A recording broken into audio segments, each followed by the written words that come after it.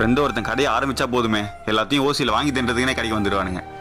மச்சான், கடை திறந்துருக்கேன்னு கேள்விப்பட்டேன். ஆமாமா. சூப்பரா இருக்குடா. 1/2 லிட்டர் பெப்சி ஒன்று கொடு. யோ, என்ன நினைச்சுக்கிற நீ?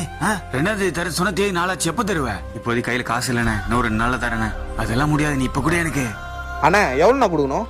2000 ரூபா. புடிங்க. மாப்பிள்ள, நீ எதுக்குடா? டேய், பணம் எதுனா தேவைப்பட்டுச்சுன்னா கேட்க மாட்டியா? அப்ப எதுக்குடா நாங்க ஃப்ரெண்டுன்னு இருக்கோம்? இனிமே எதுவா இருந்தாலும் கால் பண்ணு, இருந்தா அமுச்சு விடுறேன். ஒரு நிமிஷம்டா அண்ணே, அவன் கேட்டது கொடுங்கண்ணே.